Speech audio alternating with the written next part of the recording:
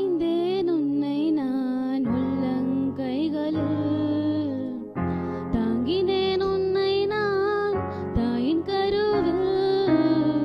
வரைந்தேன் உன்னை நான் உள்ளங்கைகளில், தாங்கினேன் உன்னை நான் தாயின் கருவில்.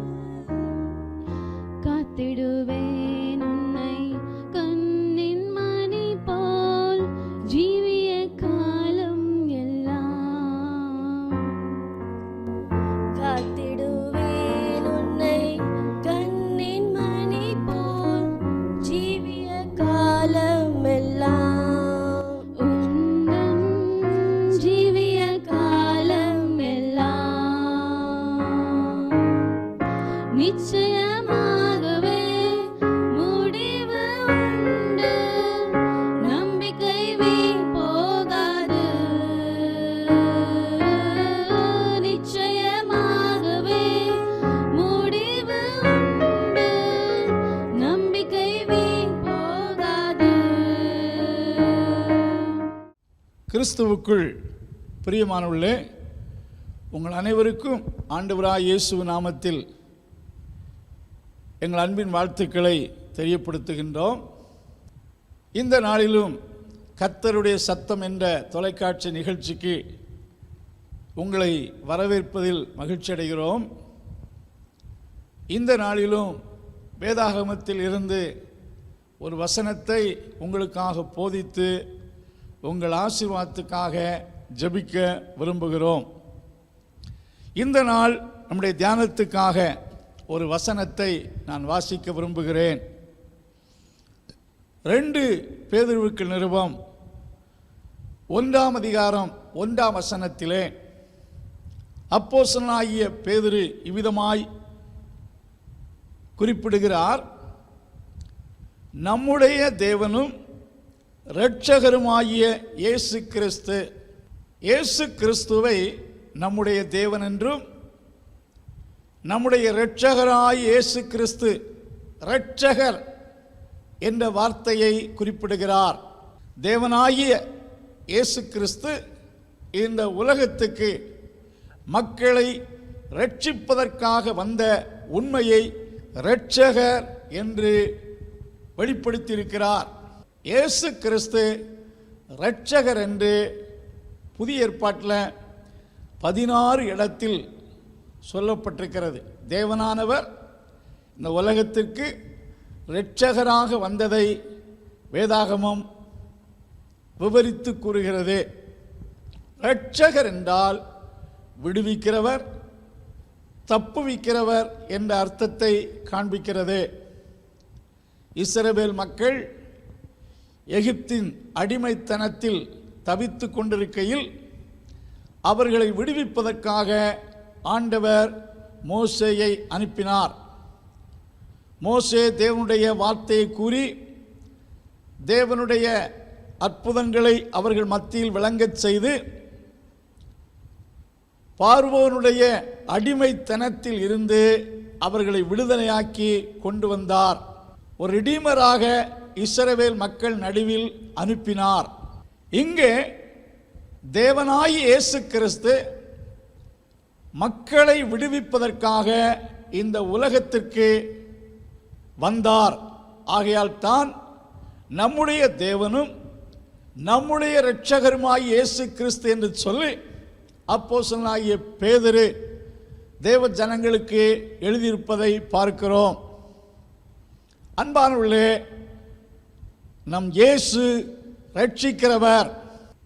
இயேசு பிறந்தபோது ஒரு தேவதூதன் தோன்றி மெய்ப்பர்களிடத்தில் சொன்ன வார்த்தையை நாம் நன்கு அறிவோம். மெய்ப்பர்களை பார்த்து பயப்படாதீர்கள், எல்லா ஜனத்துக்கும் ஒரு சந்தோஷம் உண்டாக்கும் நல்ல செய்தியை உங்களுக்கு கொண்டு வந்திருக்கிறேன் என்று சொல்லி கர்த்தராய் இயேசு என்னும் இரட்சகர் தாவீதின் ஊரிலே உங்களுக்காக பிறந்திருக்கிறார். இது ஒரு பெரிய சந்தோஷத்தை உண்டாக்குற செய்தி.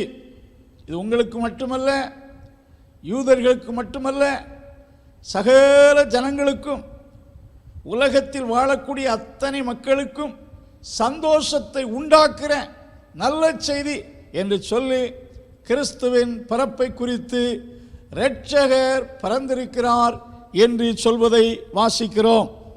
யோவான் சுவிசேஷம் 4ஆம் அதிகாரத்தில் சமாரியாவுக்கு செல்வதை பார்க்கிறோம். அங்கே ஒரு பெண் கர்த்தராகிய இயேசு கிறிஸ்துவை அறிந்து கொள்ளுகிறாள். ஆண்டவர் சமாரியாவின் பட்டணத்திற்கு அங்கே செல்லுகிறார்.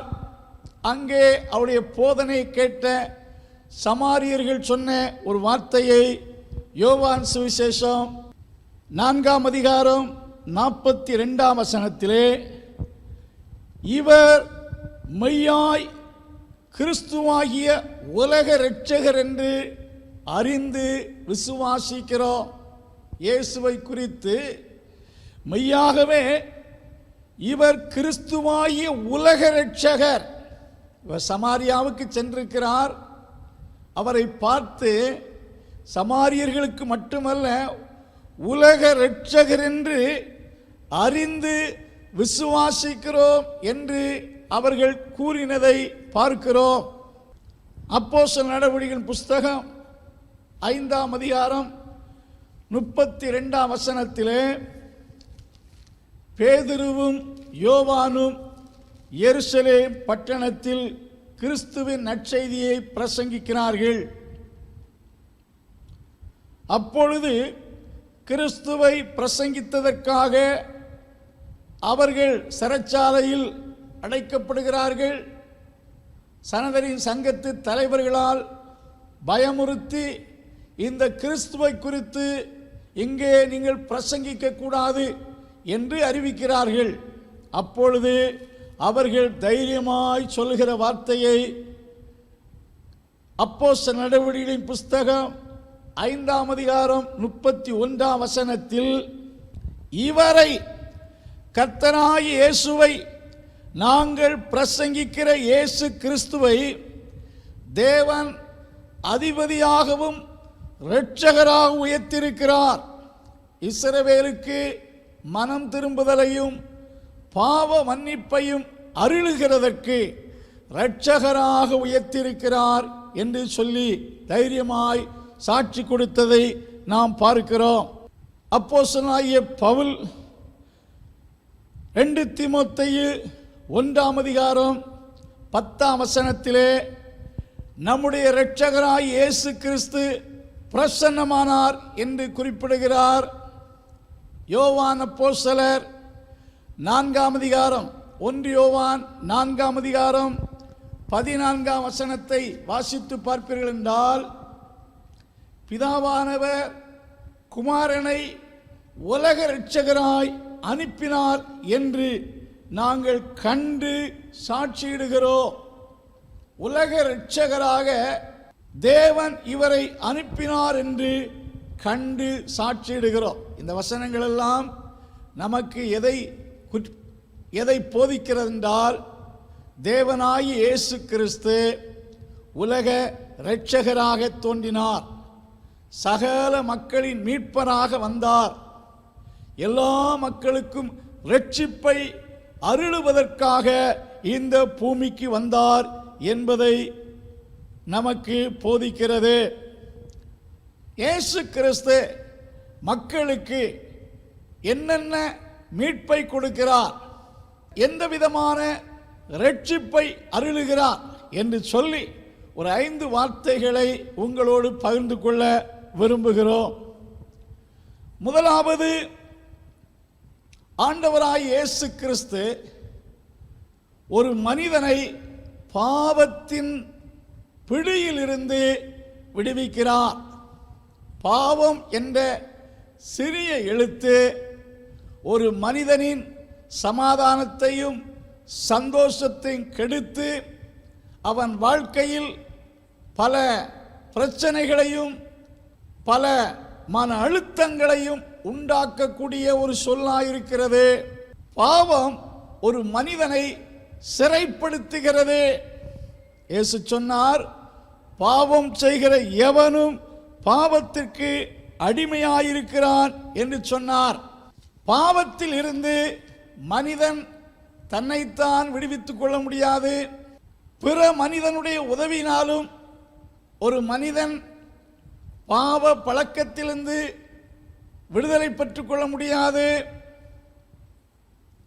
ஒரு மனிதனை பாவத்தின் பிடியில் இருந்து விடுவிக்கிறவரும் தப்புவிக்கிறவரும் கர்த்தராகிய இயேசு கிறிஸ்து ஒருவரே. வேதாகமம் தெளிவாய் சொல்லுகிறது, பாவிகளை ரட்சிக்க கிறிஸ்து இயேசு உலகத்தில் வந்தார். யோவான் சுவிசேஷம் 8ஆம் அதிகாரம் 36ஆம் வசனத்திலே, குமாரன் உங்களை விடுதலையாக்கினால், இயேசு உங்களை விடுதலையாக்கினால் நீங்கள் மெய்யாகவே விடுதலையாவீர்கள் என்று சொல்வதை பார்க்கிறோம். பாவம் ஒரு மனிதனுடைய சந்தோஷத்தை கெடுக்கிறது. ஆகையால் தான் கிறிஸ்துவால் ஒரு மனிதனுடைய வாழ்க்கையில் பாவத்திலிருந்து விடுதலை பெறும்போது அவன் உள்ளத்துக்குள்ளே மகிழ்ச்சி உண்டாக்குறது. அதைத்தான் கிறிஸ்துவின் பிறப்பை குறித்து மிகுந்த சந்தோஷத்தை உண்டாக்கும் நல்ல செய்தியை உங்களுக்கு அறிவிக்கிறேன் என்று சொல்வதை பார்க்கிறோம். அன்பானுள்ளே, ஒரு மனிதனை பாவத்திலிருந்து விடுவிக்க எந்த மத கோட்பாடுகளும், மனுஷர்கள் கொடுக்கக்கூடிய தண்டனைகளும், மனிதர்கள் எடுக்கக்கூடிய முயற்சிகளும், மனிதர்கள் செய்யக்கூடிய பயிற்சிகளும், மனிதர்கள் தங்களுக்கு இருக்கக்கூடிய எந்த விதமான முயற்சிகளாலும் தங்களை தாங்களே விடுவித்துக் கொள்ள முடியாது. இயேசு ஒருவரே மக்களுக்கு இந்த விடுதலை கொடுக்க இந்த உலகத்திற்கு வந்தார். பாவத்தில் இருந்து இயேசு கிறிஸ்து ஒரு மனிதனை ரட்சிக்கிறார். இரண்டாவதாக, ஆண்டவராய் இயேசு கிறிஸ்து ஒரு மனிதனை அவனுக்கு வரவேண்டிய பாவத்தின் தண்டனையில் இருந்து தப்புவிக்கிறார் அல்லது விடுவிக்கிறார். Jesus saves a man from the punishment of his sin. ஒரு மனிதன் தவறு செய்தால் அவன் குற்றங்களுக்கு தண்டனை உண்டு. வேதத்தில் வாசித்து பார்ப்பீர்கள் என்றால், துர்க்கிரியைகளுக்கு தக்க தண்டனை சீக்கிரமாய் நடவாதபடியால் என்று சொல்லப்பட்டிருக்கிறது. இந்த தண்டனையைத்தான் வேதாகமம் தேவனுடைய கோபாக்கினை என்று சொல்லப்பட்டிருக்கிறது. மனிதன் தான் செய்த பாவத்துக்கு தக்க தண்டனையில் இருந்து தன்னைத்தான் தப்பித்துக் கொள்ள முடியாது. இயேசு கிறிஸ்துவை விசுவாசிக்கையில் ஒரு மனிதன் செய்த பாவத்தை மன்னித்து அவன் பாவ பழக்கத்திலிருந்து விடுவித்தது மட்டுமல்ல, விடுதலை பெறுவதற்கு முன்பாக அவன் செய்த அத்தனை பாவங்களை மன்னித்து அவனுக்கு வரவேண்டிய தண்டனையிலிருந்து இயேசு விடுவிக்கிறார். பாவத்தின் தண்டனையில் இருந்து அவனை தப்புவிக்கிறார். எழுத்தின்படியாக மனிதனுடைய பாவத்துக்கான தண்டனை ஒரு நாள் கொடுக்கப்படும். இன்றைக்கு மனிதர்களுக்குள்ளே ஒரு குற்ற உணர்வு அவர்களை குத்திக் கொண்டே இருக்கும். இந்த குற்ற உணர்வை நீக்குவதற்காக மக்கள் அங்குமிங்கு ஓடுவார்கள். அந்த குற்ற உணர்வில் இருந்து மக்கள் தங்களை தாங்களே தப்புவிக்க முடியாது. கிறிஸ்து ஒருவரே மன்னிக்கும் போது ஒரு தெய்வீக சமாதானம் நமக்குள் ஏற்படுகிறது. ஆகையால் தான் அப்போஸ்தலர் சொன்னார்கள், இஸ்ரவேலுக்கு மட்டுமல்ல சகல ஜனங்களுக்கும் பாவ மன்னிப்பையும் மனம் திரும்புதலையும் அருளும்படி இவரை இரட்சகராக உயர்த்தினார் என்று சொல்லப்பட்டிருக்கிறது. அவர் பாவத்திலிருந்து விடுதலை மட்டுமல்ல, நம்முடைய பாவத்தின் தண்டனையில் இருந்தும் அவர் நம்மை விடுவிக்கிறார்.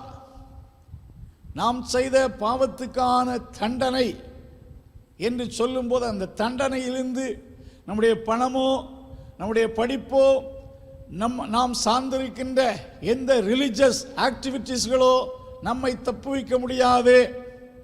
இரட்சகராய் இயேசு ஒருவர்தான் அந்த தண்டனையிலிருந்து நம்மை ரட்சிக்க முடியும்.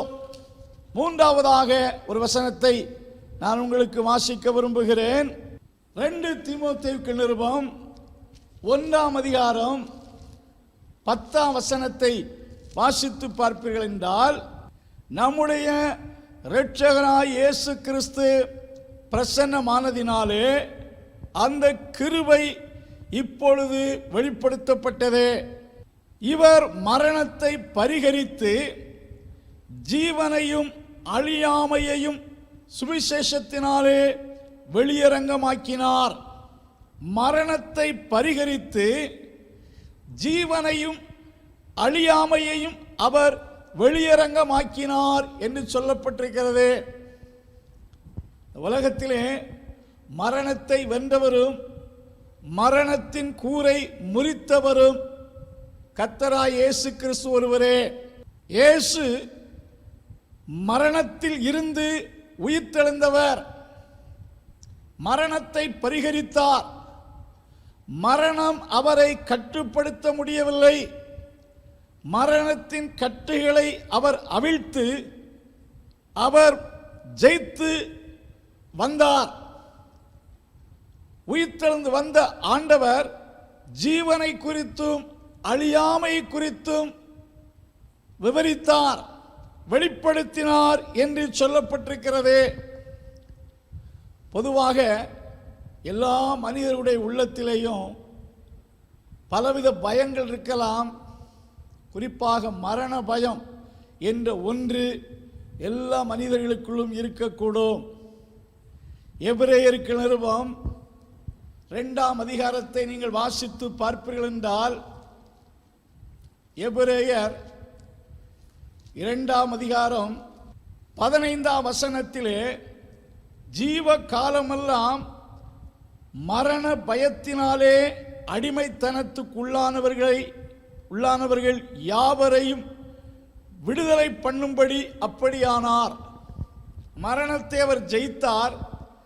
ஜெயித்ததின் மூலம் மரணத்துக்கு பின்னால் உள்ள வாழ்க்கை, நிலையுள்ள வாழ்க்கை, அழியாத வாழ்க்கை என்ற அந்த நித்திய வாழ்க்கை குறித்த காரியத்தை அவர் வெளிப்படுத்தினார்.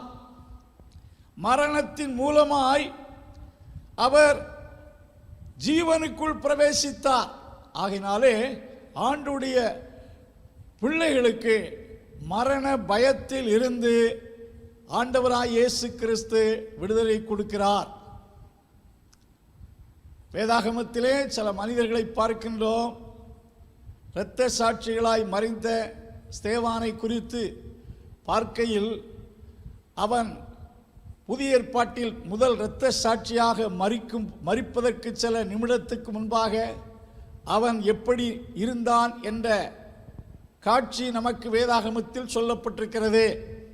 மரிக்கப் போகிறான். மரிக்கப் போவதற்கு முன்பாக அவன் சொன்ன வார்த்தை அப்போஸ்தலர் நடவடிக்கைகளின் புஸ்தகம் 7ஆம் அதிகாரத்திலே, ஸ்தோத்திரம், எவ்வளவு தைரியமான வார்த்தையாக இருக்கிறது பாருங்கள். யூதர்கள் மூர்க்க வரி கொண்டு அவனை பார்த்து பல்லை கடித்தார்கள். பரிசுத்தாவினாலே நிறைந்தவனாய் வானத்தை எண்ணாந்து பார்த்து தேவனுடைய மகிமையையும் தேவனுடைய வலது பார்சத்தில் கிறிஸ்துவானவர் நிற்கிறதையும் கண்டு, அதோ வானங்கள் திறந்திருக்கிறதையும் மனுஷகுமாரன் தேவனுடைய வலது பார்சத்தில் நிற்கிறதையும் காண்கிறேன். அப்பொழுது ஒருமனப்பட்டு அவன் மேல் கல்லறிகிறார்கள். 59ஆம் வசனத்திலே, கர்த்தராய் இயேசுவின் ஆவியை ஏற்றுக்கொள்ளும் என்று ஸ்தேவான் கர்த்தரை தொழுது கொண்டான். தொழுது கொள்ளுகையில் அவனை கல்லறிந்தார்கள். அவனோ முழங்கால் படியிட்டு, ஆண்டவரே, இவர்கள் மேல் இந்த பாவத்தை சுமத்தாதிரும் என்று மிகுந்த சத்தமிட்டு சொல்லி நித்திரை அடைந்தான் என்று சொல்லப்பட்டிருக்கிறது. ஒரு மரண தருவாயில் இந்த ஸ்தேவான் இரத்த சாட்சியா மரிக்கையில் அவனுக்கு இந்த தைரியம் எப்படி கிடைத்தது? எதனால் இதை பெற்றுக்கொண்டான் என்றால், கிறிஸ்து மரணத்தை ஜெயித்தார். ஜெயித்து அழியாமையை குறித்தும் மரணத்துக்கு பின்னால் உள்ள ஜீவனை குறித்தும் அவர் வெளிப்படுத்தினார். ஆகினால்தான் இந்த ஸ்தேவான் தைரியமாக அந்த மரண தருவாயில் நிற்கிறதை பார்க்கிறோம். அநேக தேவ மனிதர்கள் மரணத்தில் சொல்லக்கூடிய ஸ்டேட்மெண்ட்டுகள் ரொம்ப ஆச்சரியமாய் இருந்திருக்கிறது. மரண பயத்தில் இருந்து மருத்துவர்கள் நம்மை விடுவிக்க முடியாது. மரண பயத்தில் இருந்து உலகத்தில் யாரும் யாரையும் விடுவிக்க முடியாது. இரட்சகராய் இயேசு கிறிஸ்து ஒரு மனிதனை மரண பயத்தில் இருந்து விடுதலையாக்கிறார். நான்காவதாக கொலோசியருக்கு நிருபம் 1ஆம் அதிகாரம் 13ஆம் வசனத்தை வாசித்து பார்ப்பீர்கள் என்றால், இருளின் அதிகாரத்தினின்று நம்மை விடுதலையாக்குகிறார். இருளின் அதிகாரத்தில் இருந்து ஆண்டவர் மனிதர்களை விடுவிக்கிறார். இருளின் அதிகாரம் என்பது இங்கே சாத்தானுடைய வல்ல அதிகாரங்கள். சாத்தான் இதைத்தான் இருளின் அதிகாரம். ஆண்டவருடைய பிள்ளைகளை பிசாசின் அதிகார வரம்பில் இருந்து விடுவிக்கிறார். ஆகையால கர்த்தருடைய பிள்ளைகளுக்கு பிசாசை குறித்தும் பிசாசின் ஆவிகளை குறித்தும் எந்த பயமே இருக்காது. பிசாசை குறித்து பயப்பட மாட்டார்கள். அந்த பயத்தில் இருந்து கர்த்தர் விடுவிக்கிறார். அந்த அதிகாரத்திலிருந்து இயேசு விடுதலை கொடுக்கிறார். இரட்சகராகிய தேவன் இந்த பூமியில் மக்களுக்கு விடுதலை கொடுக்க இந்த பூமிக்கு வந்தார். இயேசு கொடுக்கிறதான இந்த விடுதலையை இந்த உலகத்தில் யாராயிலும் கொடுக்க முடியுமா? எந்த அவதார புருஷர்களும் கொடுக்க முடியுமா? எந்த மனிதர்களும் கொடுக்க முடியுமா? முடியவே முடியாது. இயேசு ஒருவர்தான் பாவத்திலிருந்து விடுவிக்கிறார். பாவத்துக்கு வர வேண்டிய தண்டனையிலிருந்து விடுவிக்கிறார். மரண பயத்திலிருந்து விடுவிக்கிறார். நான்காவதாக பிசாசின் அதிகாரத்திலிருந்து விடுவிக்கிறார். இப்படிப்பட்ட விடுதலையை பெற்றுக்கொள்ள நாம் கர்த்தராகிய இயேசுவை விசுவாசிக்க வேண்டும். இயேசு கிறிஸ்துவை விசுவாசித்து நீங்கள் அவரை உங்கள் உள்ளத்தில் ஏற்றுக்கொள்வீர்கள் என்றால் அவர் கொடுக்கிற சகல விடுதலையும் ஃப்ரீயானது. அவர் கொடுக்கிற விடுதலைக்கு நீங்கள் கரையம் செலுத்த வேண்டிய அவசியமில்லை. உங்கள் பாவம் மன்னிக்கப்பட்டு அந்த ரட்சிப்பை பெறுவதற்கு, விடுதலை பெறுவதற்கு கிரயமில்லை. அவர் கிரயம் செலுத்தி விட்டார். ஆண்டவர் கொடுக்கிற விடுதலை இலவசமானது. தேவனாகிய கர்த்தர் இரட்சகராக இந்த பூமிக்கு வந்து இன்றைக்கும் இந்த ரட்சிப்பை தம்மை விசுவாசிக்கிறவர்களுக்கு, தம்மை ஏற்றுக்கொள்ளக்கூடிய மக்களுக்கு அவர் கொடுத்து கொண்டே இருக்கிறார். இந்த செய்தி கேட்கிற அருமையானவர்களே, இப்படிப்பட்ட விடுதலையை பற்றி சந்தோஷமாய் வாழ கர்த்தர் உங்களுக்கு ஒரு அழைப்பை கொடுக்கிறார். இயேசு இரட்சகராய் வந்தது பெரிய குட் நியூஸ், மகிழ்ச்சியை உண்டாக்கும் நல்ல செய்தி. இப்படிப்பட்ட ரட்சிப்பை நீங்கள் பெறுவீர்கள் என்றால் உங்கள் உள்ளத்திலும் வாழ்க்கையிலும் ஒரு மகிழ்ச்சியும் சந்தோஷமும் நிச்சயமாய் இருக்கக்கூடும். இப்படிப்பட்ட ரட்சிப்பை பெற்றுக்கொள்ள கர்த்தர் உங்களை அழைக்கிறார். தேவன் தாமே சாட்சியிட்டதான இந்த மகத்தான ரட்சிப்புகளை நீங்கள் பெறுவதற்கு தாமதிக்க வேண்டாம். இந்த ரட்சிப்பை அசட்டை பண்ண வேண்டாம். இந்த ரட்சிப்பை பெறுவதற்கு கர்த்தர் உங்களுக்கு நல்ல தருணத்தை தந்து கொண்டிருக்கிறார். இந்த ரட்சிப்பை பெற்றுக்கொண்டு கர்த்தருக்குள் ஆசீர்வதிக்கப்படுங்கள். கர்த்தர் உங்களை ஆசீர்வதிப்பாராக.